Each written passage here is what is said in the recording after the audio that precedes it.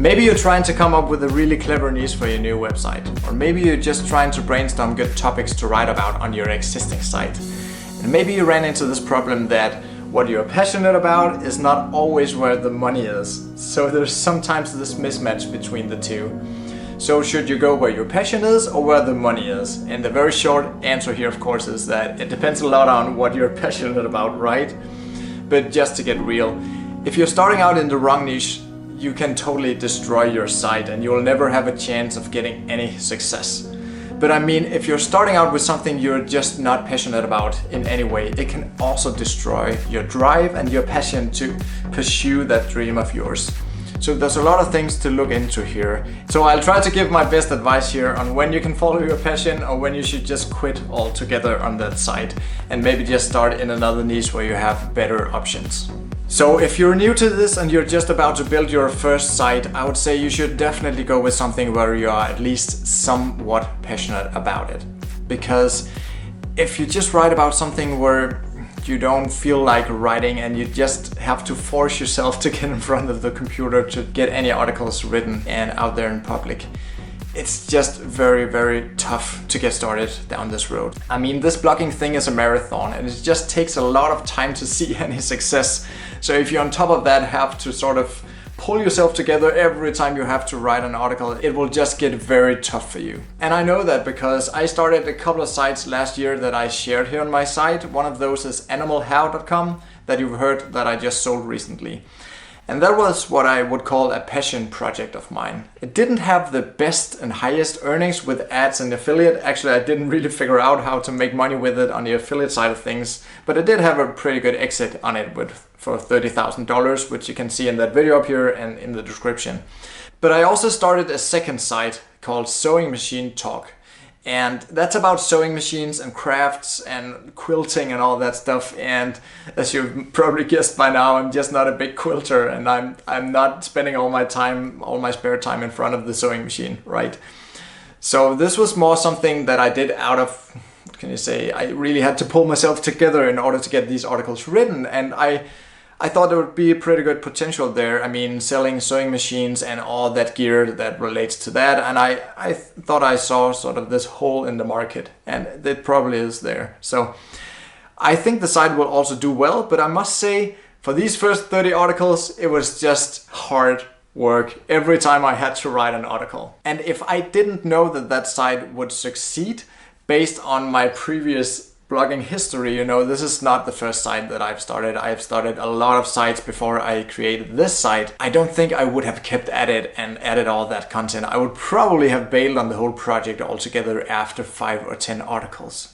And that's why I think it's very, very important that you are at least somewhat invested in what you're going to write about. It should be something that you at least want to know about or something that you know something about already. So it's easy for you to write that content, or at least you want to get to know this stuff and you want to get into this niche or this hobby or whatever it is you want to write about. So as I just told you, I wrote around 30 or 35 articles for this Sewing Machine Talk site, and for the Animal House site, I wrote around 100 articles over 2 months. And that was just a lot of fun. I mean, I love animals. I love writing about dogs and cats and endangered species and weird animals, exotic animals. It's just something that I care about. It's something that I think is fun. And I also did this video that you can check out in the description and up here about how much content can you actually write in a month. And I share some numbers, and actually I wrote around 80,000 words for Animal How over 30 days. And I mean, I would never in a million years be able to do that about sewing machines and quilting and stuff like that. So you should definitely go after a niche for your first site where you have some passion involved, because otherwise it'll just be hard work. But there's something else you should know, because now that you have started your site and you're starting to put content on it, even though you're passionate about it, you cannot write any type of content or any article that you want to put on there, because you need to check that people are actually looking for this content. And you also need to check the competition. So we cannot write the first 30, 40, 50 blog posts about something that you want to share with the world. Because if you do so, there might not be a lot of people looking for it. So that's two things to keep in mind. That's why we use this Google autocomplete method that I have shared with you a couple of times to figure out exactly what people are looking for. I have a link to that up here and also in the description as well.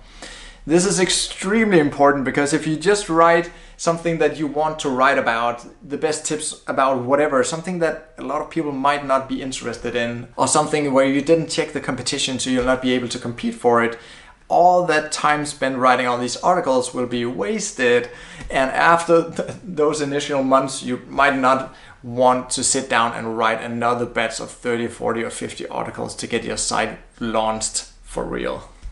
So as you start digging into this Google autocomplete thing and you start coming up with topics where you can actually compete and where there's an actual underserved topic that you can write about, you'll also see that some of this content is maybe not what you wanted to write. And I mean, that's just how it is. Maybe you'll be able to write more about exactly what you want to write down the line when you can beat the competition with a bigger site, because now your site has some authority and you can rank for the more competitive stuff that everybody wants to write.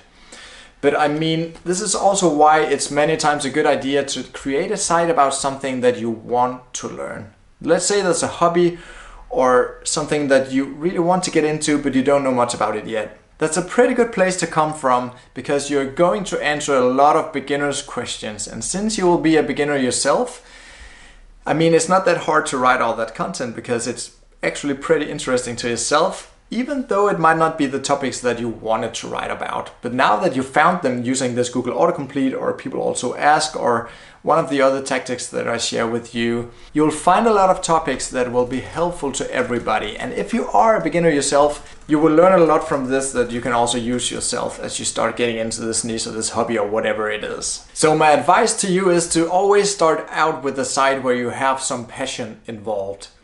And then when you start seeing some success, maybe now you have 20,000 visitors to your site per month, now I think it's time for you to start that second site of yours that should be in a completely different niche, something entirely different.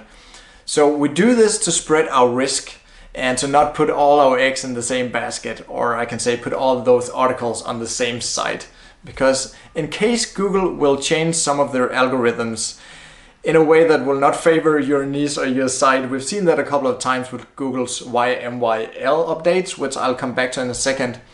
In case they do so, and somehow that will hurt your existing site, if all your articles you ever write is on that same domain and on around that same niche, you might lose a traffic from Google eventually. Who knows? So if you spread your risk over two different niches that are entirely different, you will spread your risk, and you will also see different earnings with ads and affiliate. You'll just learn more about this blogging thing altogether, because there can be a huge difference in the payout with ads in one niche toward another. So it's just a great way to learn more about how to start these passive income sites, to have several sites. You know, I have a whole portfolio of sites now, but I also have a team of writers working with me, and you will probably not have that in the beginning. But if you have a team of writers, it just gets even more easy to craft new sites and go into new niches and sort of build up that portfolio that will lower your risk of getting hit by Google eventually. So when I'm talking about getting hit by Google, I'm not talking about those penalties that relate to link building and other shady tactics. Because, you know, I'm not building links, and I'm advising you to not do that either. I'm more talking about those updates that will sometimes eat away 20, 30 or 40% of your traffic because it's related to this YMYL thing or something like that. So let's just talk a bit more about this YMYL thing, because this defines a category of niches that you shouldn't go into these days. And that's everything in relation to finance and health, but also politics and something with race and gender. It's just a lot of stuff where people have strong opinions and where somebody might perceive what you're writing as politically incorrect. If that's the case, there's a high risk that Google will not allow you into page number 1 in the search results. That would, of course, destroy your site altogether. I mean, if Google will not send you traffic, your blog will be as good as dead. I have another video where I go into more detail about this YMYL thing. It stands for your money, your life, and those are a cluster of topics or niches, I should say, where we cannot rank a new site unless we have some authority to show and some credentials. And I mean, nobody knows for sure how to show Google that you are actually a doctor or a financial expert or something, which you need to be in order to rank for this stuff. But I have a link up here and in the description to that other video I did about this YMYL thing. So the other reason to stay away from a niche altogether, even though you have some passion there, is if it's very, very crowded. But don't get scared because there's a few huge sites or a lot of huge sites. You need to dive into the topic research and see if you can find at least 30 or 50 topics that you can write on that are truly underserved. Meaning that nobody wrote these articles before. Because if you can do that, you can totally break into this niche. Even if there are huge sites out there, so don't let that scare you away. But sometimes there's just not any cracks in the niche and it's just very, very hard to get in, and you will need to be really good at topic research in order to find those topics that will get your site started and launched in Google. And that's a good reason to stay away from that niche, because if that's the case, I would not start out in that niche, especially not if you're new at this and if this is your first or second site. So think about what really motivates you. Some people are just motivated by growth, just by being able to create something where they will get a lot of traffic. I mean, many times that's what I do. I just go into a niche where I can see a huge potential, and that can motivate me to keep going at it, even if it's something I'm not extremely passionate about.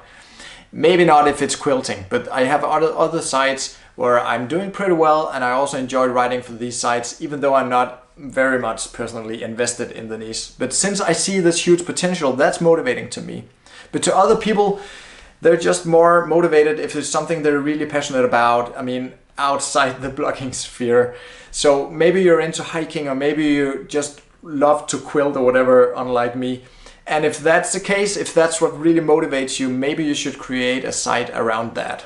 If you want to know more about exactly how I find good niches, where there's a good payout with ads and also a good potential with affiliate offers, you should check out my course. If it's not out yet, it will be coming out really soon when you see this video. I think it will be out when you're watching this. Just go to my site, passiveincomegeek.com, and sign up for the course, because I have a huge module in that course. It's one of the biggest part of that course. The other really, really big part of the course is the topic research, where you see exactly how I find out what to write about within that niche. So these two things are super, super critical in order to see some success. So check that out if you will, and give this video a thumbs up and subscribe if you haven't done so already. I'll see you guys next time.